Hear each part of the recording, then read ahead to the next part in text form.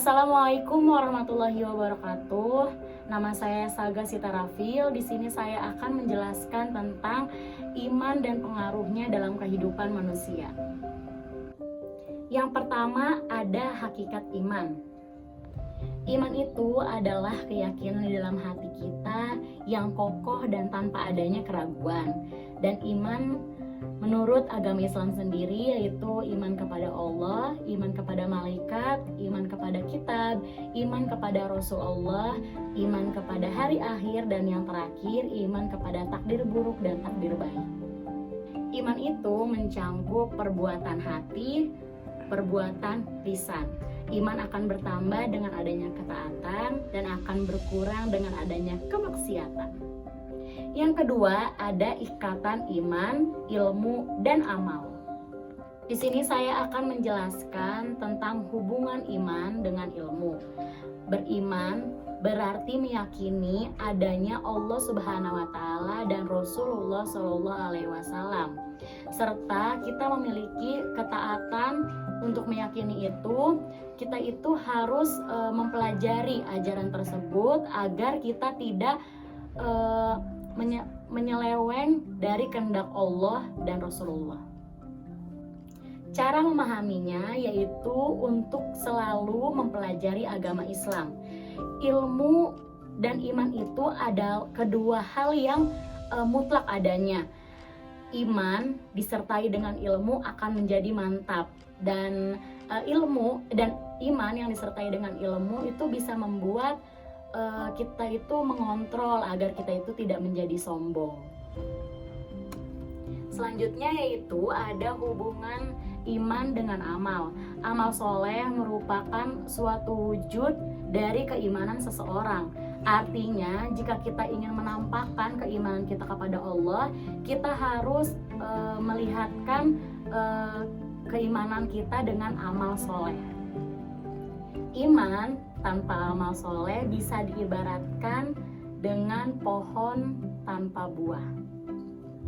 Jadi orang yang mengaku beriman itu harus menjalankan amalan keislamannya. Begitu pula dengan orang yang mengaku Islam, berarti dia harus menjalankan keislamannya. Selanjutnya ada hubungan amal dengan ilmu. Nah, hubungan ini dapat difokuskan menjadi dua hal. Pertama, ilmu adalah pemimpin dan pembimbing bagi kehidupan. Amal itu bisa lurus jika didasari dengan ilmu. Pokoknya, dalam semua kegiatan aspek manusia itu harus disertai dengan ilmu yang baik. Kedua, jika orang itu berilmu, maka harus diiringi dengan amal. Amal ini akan mempunyai nilai jika dilandasi dengan ilmu. Begitu juga dengan ilmu akan memiliki nilai tersendiri jika dia diiringi dengan amal. Nah, keduanya itu nggak bisa dipisahin dari perilaku manusia itu sendiri. Sebuah perpaduan yang istimewa dalam kehidupan manusia yaitu setelah berilmu lalu beramal. Yang ketiga, karakteristik dan sifat orang beriman. Karakteristik orang beriman itu lebih mencintai Allah dan Rasul-Nya dibanding apapun.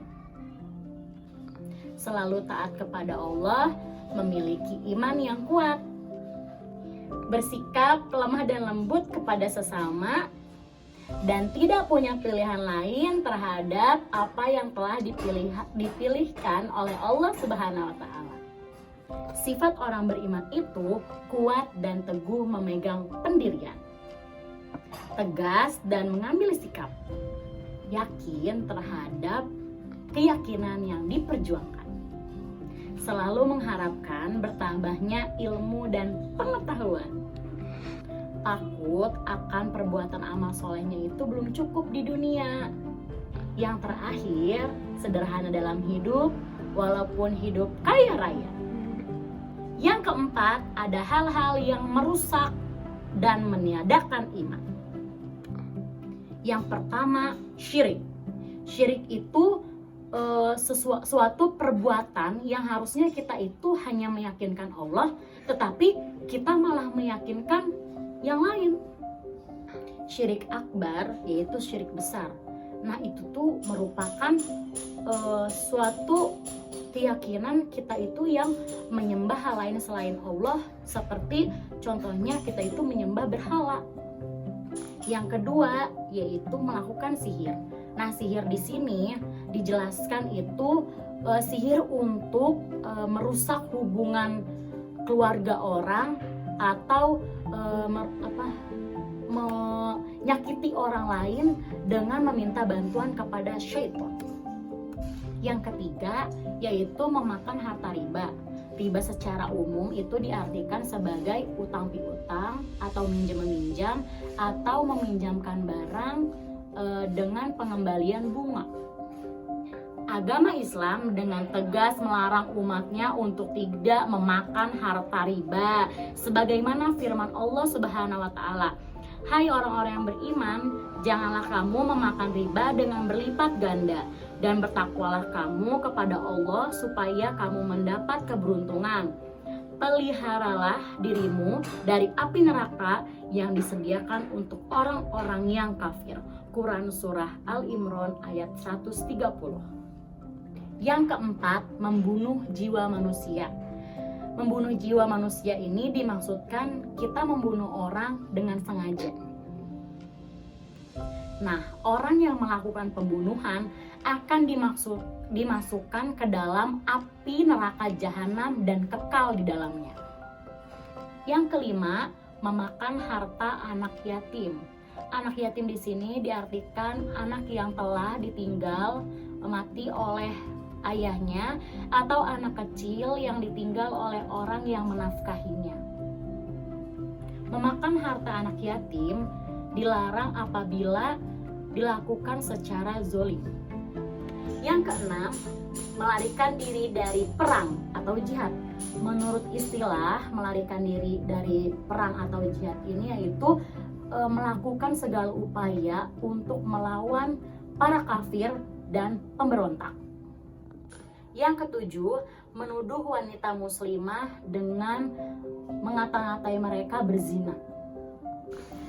Nah, menuduh wanita muslimah dengan mengata-ngatai berzina itu disebut kazab. Kazab menurut bahasa yaitu menuduh, sedangkan kazab menurut istilah yaitu menuduh seorang wanita muslimah berzina dengan harus dihukum had.